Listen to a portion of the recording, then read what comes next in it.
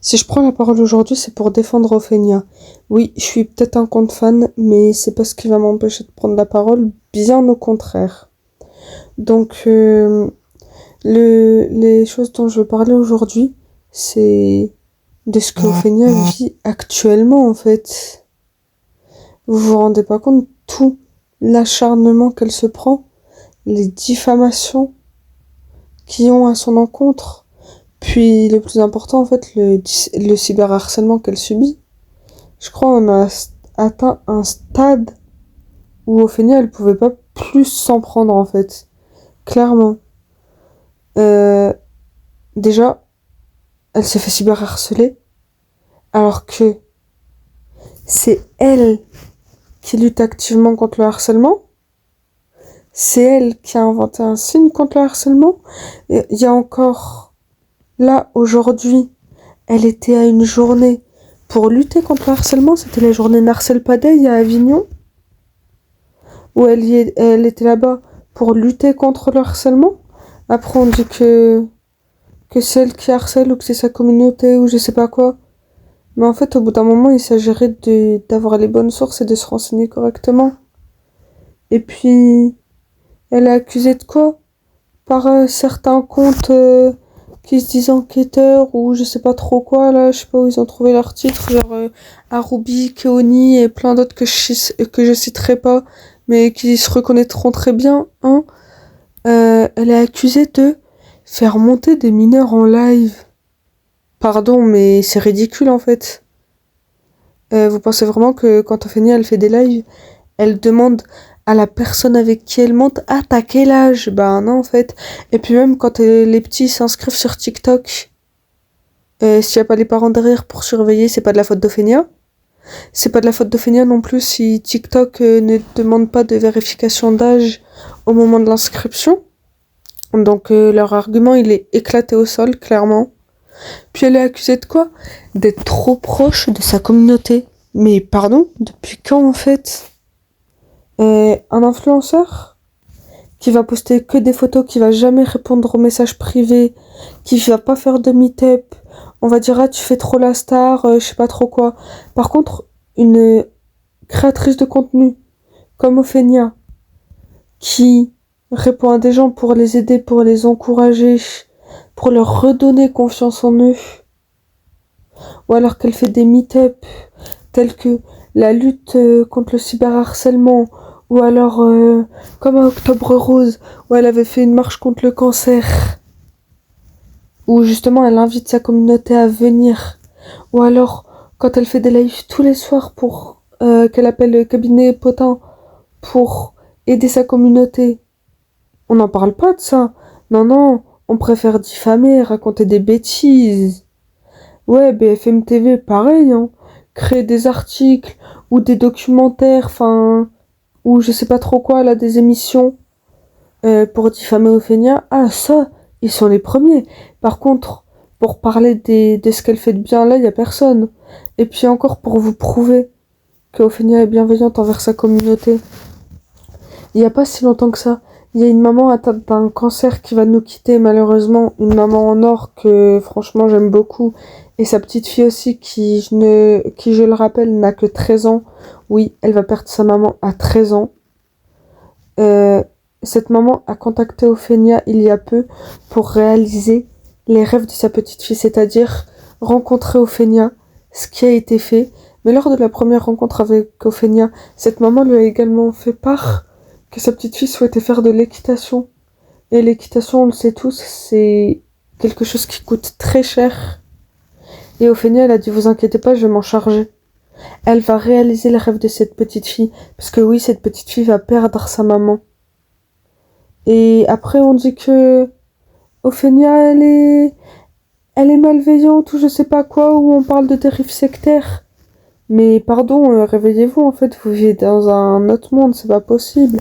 Ophénia, c'est une des personnes les plus aptes à pouvoir être sur TikTok ou sur toutes les autres plateformes, peu importe la plateforme. Vous avez fait ban un compte qui a toute sa place sur l'application. Vraiment. Puis je crois aussi, il y a pas longtemps, elle a été accusée de faire des lives tous les soirs sur TikTok. Mais en fait, je savais pas que il était écrit dans les règles communautaires de TikTok ou je sais pas quoi que c'était interdit. En fait, si elle veut faire des lives tous les soirs, elle fait des lives tous les soirs. Ça regarde personne à part elle et sa commu, en fait. Donc bon, à partir d'un moment, il s'agirait de sortir des arguments sensés, hein, parce que là, l'argument, il tient clairement pas la route. Puis je tiens aussi également à revenir sur le bannissement d'Ophénia. Mais en fait, je sais pas, il y a tout le monde qui a commencé à s'exciter le jour où Ophénia elle a été bannie. Mais en fait, il y a des influenceurs qui se font ban tous les jours. C'est pas une nouveauté, enfin, je sais pas. BFM TV, il a sorti un article le jour où Ophénia, elle s'est fait ban. Mais pourquoi faire? Il y a des comptes qui se font ban tous les jours. Elle s'est déjà fait ban en 2023, son compte, elle l'a retrouvé. Là, elle s'est fait ban, son compte, elle va le récupérer. Et en fait, je sais pas pourquoi, il y a eu autant d'acharnement depuis qu'elle s'est fait ban son compte. Parce que oui, certes, elle subissait déjà du cyberharcèlement, mais ça s'est clairement accentué après le ban de son compte, qui, en plus, s'est fait sans raison. Bah oui, bien sûr. C'est pas drôle, sinon, clairement. Et puis, je tiens également à revenir sur le signalement qui a été fait par la Mivilude. Comme ça a été prononcé, c'est un signalement. Signalement, c'est pas égal à plainte.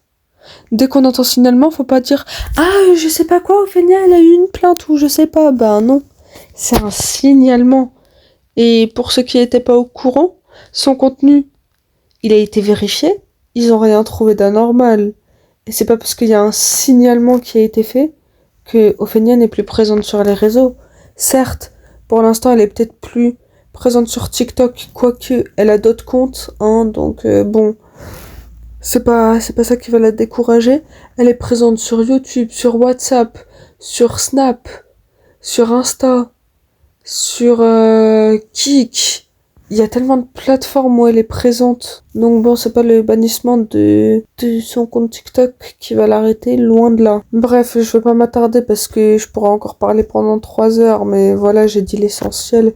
Et je tenais vraiment à défendre Ophénia parce que je trouve que tout ce qu'elle subit n'est réellement pas normal. Et que c'est pas normal que TikTok laisse faire ça, en fait, clairement. Et puis, pour tous ceux qui la cyberharcèlent, qui la diffament, vous inquiétez pas, tout est entre les mains de la justice. Ça va se retourner très vite contre eux.